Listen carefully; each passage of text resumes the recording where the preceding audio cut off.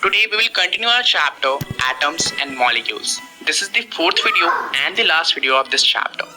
So in this video we will learn about formula of simple compounds, जिसमें हम ये जानेंगे कि आखिर जो फॉर्मूले हम लिखते हैं किसी भी कंपाउंड के वो किस तरीके से बनते हैं.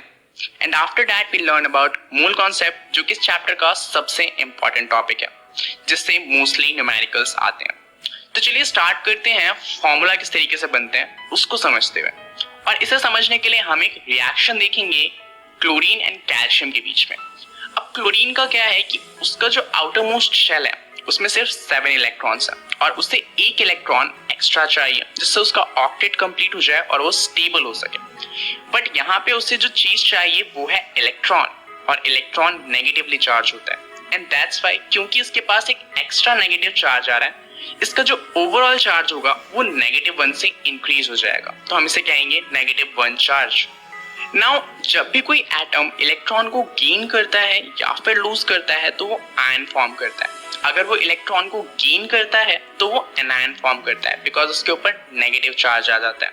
तो यहाँ पर एक क्लोरीन का एनायन बना है. ऑन द अदर हैंड अगर हम कैल्शियम की बात करें तो कैल्शियम के पास ये 2 एक्स्ट्रा इलेक्ट्रॉन है जो उसे अपने ऑक्टेट से बाहर निकालने हैं जिससे उसका ऑक्टेट कंप्लीट हो सके. तो अगर ये इन दोनों इलेक्ट्रॉन को बाहर निकालें, so as we already know electron negatively charge होते हैं. अब इसके पास equal number of positive and negative charge थे, इसने 2 नेगेटिव चार्ज को बाहर निकाल दिया. दैट मीन्स ओवरऑल चार्ज कितना बचा? +2. सो इसके ऊपर 2+ चार्ज आ जाएगा. ये भी एक आयन फॉर्म करेगा और क्योंकि इसके ऊपर प्लस चार्ज है ये कैटायंस फॉर्म करेगा. नाउ मे बी आपको कंफ्यूजन हो सकती है कैटायन और एनायन के बीच में कि कौन सा पॉजिटिव होता है एंड कौन सा नेगेटिव. तो कैटायन में एक T आता है एंड T एक प्लस की तरह दिखता है. तो कैटायन जो होता है वो पॉजिटिव चार्ज को रिप्रेजेंट करता है, on the other hand anion negative charge को रिप्रेजेंट करता है. नाउ चलिए देखते हैं कि रिएक्शन किस तरीके से होगी. यहाँ पर कैल्शियम जो है वो अपने 2 इलेक्ट्रॉन देना चाहता है जिससे उसका ऑक्टेट कंप्लीट हो. ऐसा करते ही उसके ऊपर 2+ चार्ज आ जाएगा. तो यहाँ पर जब वो इलेक्ट्रॉन को बाहर निकालेगा तो वो बहुत एक्साइटेड होगा क्योंकि अब उसका ऑक्टेट कंप्लीट होने वाला है और वो स्टेबल होने वाला है. तो इसलिए इस स्टेट को कहते हैं excited state. On the other hand chlorine को एक इलेक्ट्रॉन और चाहिए. तो कैल्शियम क्या कहेगा, मेरे पास एक्स्ट्रा इलेक्ट्रॉन है और तू ले ले उस इलेक्ट्रॉन को. बट क्लोरीन कहेगा कि मुझे सिर्फ एक इलेक्ट्रॉन चाहिए. तो यहाँ पे कैल्शियम का क्या कहना है कि मेरे पास 2 इलेक्ट्रॉन है, मैं तो 2 इलेक्ट्रॉन दूंगा. तो कैल्शियम ये कहेगा ओके, एक इलेक्ट्रॉन मैं ले लेता हूँ, एक इलेक्ट्रॉन मेरा फ्रेंड ले लेगा. तो यहाँ पे क्या होगा, कैल्शियम को 2 इलेक्ट्रॉन देने थे तो वो 2 इलेक्ट्रॉन तो दे ही रहा है, वो एक क्लोरीन को दे या 2 क्लोरीन को, it doesn't matter for calcium. But on the other hand जो दोनों कैल्शियम है वो जब एक इलेक्ट्रॉन लेंगे तो दोनों का ऑक्टेट कंप्लीट हो जाएगा. तो यहाँ पे क्या होगा, एक दोनों के बीच में बॉन्ड फॉर्म हो जाएगा बिकॉज कैल्शियम के ऊपर पॉजिटिव चार्ज एंड क्लोरीन के ऊपर नेगेटिव चार्ज आ जाएगा जो आपस में अट्रैक्ट करके एक बॉन्ड बना लेंगे. अब यहाँ पे कैल्शियम का एक एटम है एंड क्लोरीन का 2 एटम है, तो जो फॉर्मूला बनेगा वो बनेगा CaCl2. So you might be probably thinking about कि क्या आपको इतना सब हर बार करना है फॉर्मूला निकालने के लिए. वेल नहीं, इसका एक शॉर्टकट है. तो शॉर्टकट क्या है, यहाँ पर हम क्या करेंगे, सबसे पहले हम लिखेंगे कि उनके ऊपर चार्ज कितना है. कैल्शियम के ऊपर +2 चार्ज है एंड क्लोरीन के ऊपर -1 चार्ज है. अब आपको बस जो चार्ज है उसे रिप्लेस करना है. कैल्शियम का चार्ज आ जाएगा क्लोरीन के पास एंड क्लोरीन का चार्ज आ जाएगा कैल्शियम के पास. कैल्शियम के नीचे लिखा है 1, दैट मीन्स एक कैल्शियम का एटम, और क्लोरीन के नीचे लिखा है 2, दैट मीन्स 2 क्लोरीन के एटम. तो इस तरीके से बहुत सिंपली आप फॉर्मूला डिराइव कर सकते हैं. नाउ आप सोच रहे होंगे कि हमें कैसे पता चलेगा किसके ऊपर कितना चार्ज है.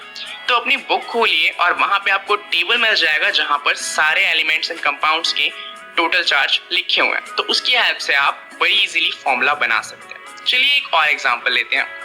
यहाँ पर पहला एटम है कैल्शियम, तो कैल्शियम के ऊपर तो +2 चार्ज ही होता है. और दूसरा हमारे पास जो कंपाउंड है वो है OH, और OH के ऊपर टोटल चार्ज जो होता है वो होता है -1. प्रोसेस सेम है, कैल्शियम का चार्ज आ जाएगा OH के पास एंड OH का चार्ज आ जाएगा कैल्शियम के पास.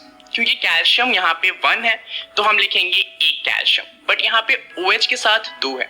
तो ये सिर्फ O के साथ 2 है या H के साथ 2 है. एक्चुअली ये जो 2 है ये रिप्रेजेंट कर रहा है कि वहां पर 2 O के एटम है, 2 H के एटम है. तो हम यहाँ पे क्या करें, हम OH के आसपास ब्रैकेट लगाएंगे और यहाँ पर लिख देंगे 2, जो रिप्रेजेंट करेगा कि यहाँ पर 2 ऑक्सीजन एंड 2 हाइड्रोजन के एटम है। तो यहाँ पे फॉर्मूला क्या बन जाएगा, CaOH होल ट्वाइस, यानी कि कैल्शियम हाइड्रोक्साइड। सो होपफुली आपको ये टॉपिक क्लियर हो गया होगा। चलिए देखते हैं सबसे इंपॉर्टेंट टॉपिक इस चैप्टर का, that is mole concept. Now mole concept को स्टार्ट करने से पहले आपको कुछ चीजें जाननी है। The first thing is Avogadro's number, जिसे हम N, जिसके फुटर पे A लिखा होता है, उससे रिप्रेजेंट करते हैं, दैट इज Na। इसकी वैल्यू होती है 6.022 into 10⁻23। अब आप सोच रहे हैं इसको याद करना है, वेल एग्जैक्टली इसको याद करना है, आपको ये नंबर रटा हुआ होना चाहिए, that is Avogadro number is always 6.022 into 10⁻23। It is a constant, it never changes. Now the next thing you have to learn about is molar mass, जिसे हम कैपिटल M से रिप्रेजेंट करते हैं। अब इसके फॉर्मूले की बात करें तो इसका फॉर्मूला होता है मास इन ग्राम्स अपॉन में number of moles. But number of moles निकालना खुद एक टफ चीज है, बिकॉज नंबर ऑफ मोल्स का भी लंबा सा फॉर्मूला होता है। तो यहाँ पे अगर आपको मोलर मास निकालना है तो इसका एक बहुत इजी सा शॉर्टकट है। वो शॉर्टकट क्या है, आपको ये टेबल तो याद ही होगी जहाँ पे हमने सारे एटम्स के यूनिफाइड मास को लिखा हुआ है। अब आपको जिस भी एटम का मोलार मास चाहिए उसके पीछे से U को रिप्लेस करके ग्राम लगा दीजिए, वही उसका मोलार मास होता है। फॉर एग्जाम्पल अगर हम हाइड्रोजन की बात करें तो इसका मास होता है 1U, दैट इज 1 यूनिफाइड मास। अब इसको अगर आपको मोलार मास में कन्वर्ट करना है तो U को रिप्लेस कर देंगे G से, दैट इज 1 ग्राम। तो 1 ग्राम जो होता है वो हाइड्रोजन का मोलार मास होता है। सिमिलरली अगर हम सोडियम की बात करें तो सोडियम का मास होता है 23U, तो इसका मोलार मास हो जाएगा 23 grams. So it's that simple. आपको जो ऊपर फॉर्मूला लिखा है उसका यूज करने की कोई जरूरत नहीं है। नाउ अगर आपको ऊपर की दोनों चीजें that is Avogadro number and molar mass clear हो गया तो चलिए स्टार्ट करते हैं फॉर्मूले को देखते हुए। मोल कॉन्सेप्ट में बेसिकली 2 फॉर्मूले हैं जिसको हम मॉडिफाई करके बाकी चीजें निकालते हैं। The first thing is number of moles, जिसे स्मॉल n से रिप्रेजेंट किया जाता है। Number of moles is given mass upon में मोलार मास। मोलार मास कैसे निकालना है वो हमने अभी सीखा, तो ये फॉर्मूला आप याद कर लीजिए। The next formula is number of molecules, इसे हम कैपिटल N से रिप्रेजेंट करते हैं। Now number of molecules, number of atoms या नंबर ऑफ पार्टिकल, ये तीनों चीजें ही सेम है। बेसिकली हम ये पता कर रहे हैं कि हमारे पास जितना भी कंपाउंड है उसमें कितने नंबर ऑफ पार्टिकल्स हैं। इसका फॉर्मूला होता है N इंटू में एवोगैड्रोस नंबर, जहां पे स्मॉल n रिप्रेजेंट कर रहा है नंबर ऑफ मोल्स को। अब हो सकता है कि क्वेश्चन में आपको नंबर ऑफ मोल्स गिवन ना हो, तो वहां पे हो सकता है आपको कैलकुलेट करना पड़े। तो इसका दूसरा फॉर्मूला क्या बन जाएगा, small n upon capital M, जो रिप्रेजेंट करता है नंबर ऑफ मोल्स को, मल्टीप्लाई बाय एवोगैड्रोस नंबर। सो ये 2 फॉर्मूले हैं जो आपको बेसिकली याद रखने हैं।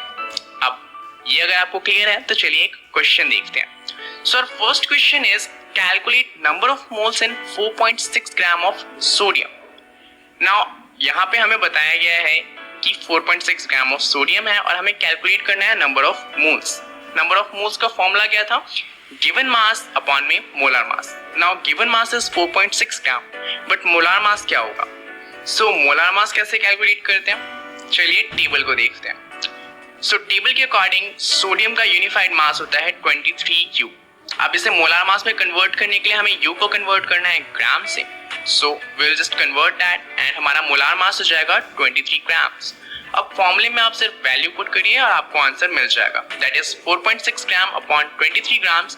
इसको सॉल्व करेंगे तो आंसर आ जाएगा 0.2 मोल्स, बिकॉज 23 का डबल होता है 46 एंड बिकॉज ऊपर 4.6 है तो 2 के आगे एक पॉइंट लगा देंगे, दैट इज 0.2 मोल्स। चलिए देखते हैं next question. So our next question is calculate number of atoms in 46 gram of sodium. तो हमें 46 ग्राम सोडियम दिया हुआ है और हमें पता करना है कि उसके अंदर कितने नंबर ऑफ सोडियम की एटम्स हैं। सो चलिए कैलकुलेट करते हैं। फॉर्मूला क्या होता है, N इंटू एवोगैड्रोस नंबर, जहां पर स्मॉल n रिप्रेजेंट करता है नंबर ऑफ मोल्स को, बट हमें नंबर ऑफ मोल्स गिवन नहीं है। तो इसके लिए हम यहाँ पर दूसरा फॉर्मूला यूज करेंगे, that is small m upon capital M into Avogadro's number, where small m is what, it is given mass upon में capital M is molar mass. Now last question में हमने सोडियम का molar mass निकाला था, that is 23 grams. तो चलिए इसको put कर देते हैं। तो यहाँ पे नंबर ऑफ मोल्स कितने हो जाएंगे, 46 ग्राम that is given mass upon में 23 ग्राम इज मोलार मास।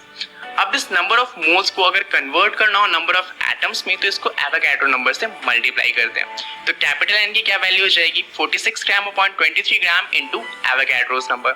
यहाँ पे एवोगैड्रोस नंबर की वैल्यू लिख दीजिए अब अगर आप इसको सॉल्व करेंगे तो 46/23 इज 2. सो आंसर क्या हो जाएगा 2 इंटू 6.022 इंटू 10⁻23.